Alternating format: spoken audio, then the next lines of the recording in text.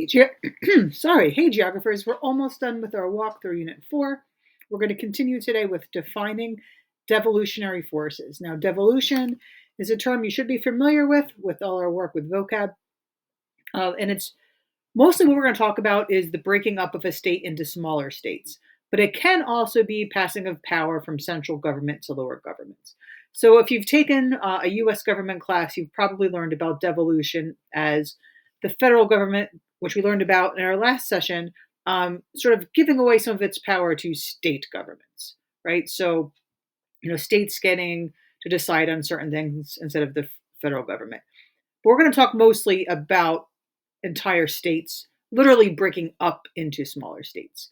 So we see examples of Catalonia, which does not even have complete independence from Spain, which is why this can get confusing, but still having some power given to it.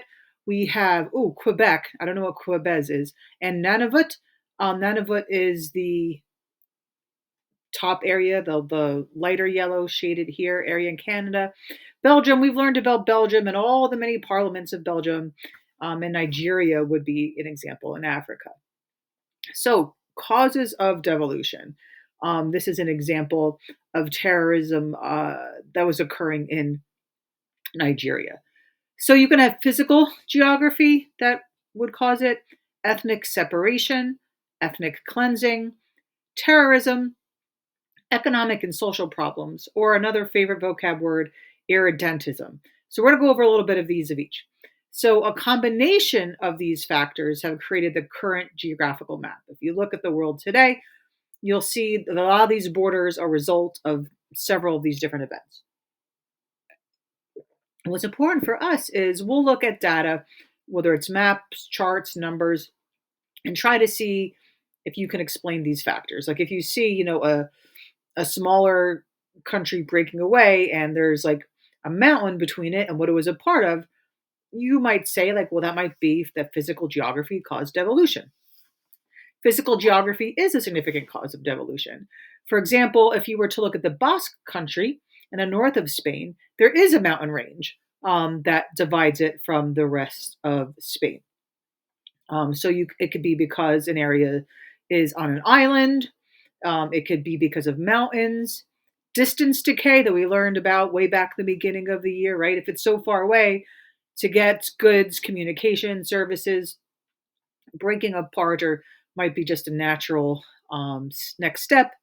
So, there's another typo. I should have proofread this. Basque, not Bach. All right, ethnic separatism.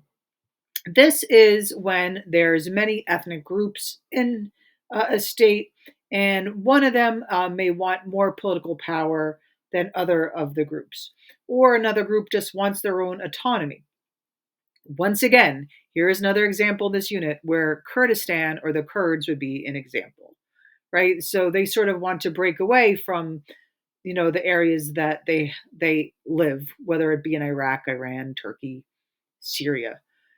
Keep in mind when we talk about this devolution, it overlaps a lot of other things we talk about. Like you might be like, well, isn't that a nationless state? Like, well, yes, right? So notice that a lot of these things check off the box of more than one concept that we've been talking about in this unit. Now, a much more concerning one would be ethnic cleansing. Cleansing sounds like such a positive word. Oh, you're making it clean. Cleanliness isn't always used in good terms. Think of Hitler in the Holocaust using Arbeit macht frei. Cleanliness makes you free, right? That was not a good use of the word clean. But it's literally to clean yourself from an ethnic group, to like wash away, basically kill another ethnic group. Could be just to push away, but often it could be related to genocide. So an example would be the Holocaust, the Rwandan genocide. We have another example in Myanmar of against a Muslim group.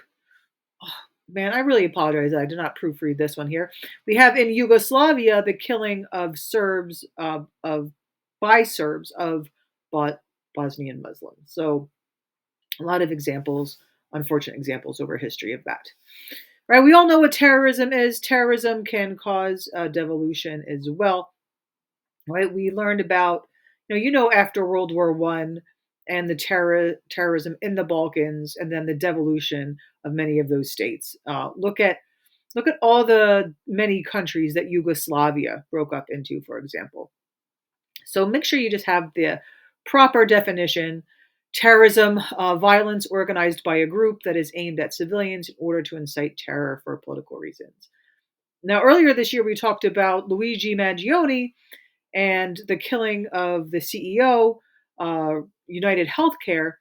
And remember that New York is also charging him with terrorism. Does it really fall under these definitions? A lot of people argue it does not. Now, that doesn't mean that he still might not be guilty of many other things. But notice that people do try to manipulate what this means a lot. But either way, that case does not relate to devolution, right? New York is not breaking away as a result or something like that. All right. We also have economic and social problems. So we have here, well, we can mention Catalonia and Spain once again. But here, another big example would be Scotland and the UK. So the Scotland people were against Brexit because of the economic issues related to it. And that is one of the several reasons, besides the historical reasons, of why they were demanding and voted on. Didn't succeed, but some people still want independence from the UK. In Catalonia, they feel like they shoulder the economic burden. Like so much of Spain relies on the economic production of Catalonia, and they feel like they weren't being compensated for it. Like they're not getting their fair share. So those are like why an economic issue, why a state may want to break away or to devolve. Oh, keep in mind with devolution, it might be like a state wanting independence or to become autonomous. It might be the federal government or the unitary government, which doesn't really happen as much, wanting to give some powers down. So it does happen both ways. We learned about the word irredentism, and that's movement by a nation to unite other parts of its nation that are spread out over borders. So we learned how this relates to Kurds as well. So we look at China and Taiwan, Georgia, the South Ossetia, and Abkhazia, which happened a lot in the early 90s. Think of the early 90s, the fall of communism, the fall of the Berlin Wall in November of 1989. Now, you should know where the Crimea is, right?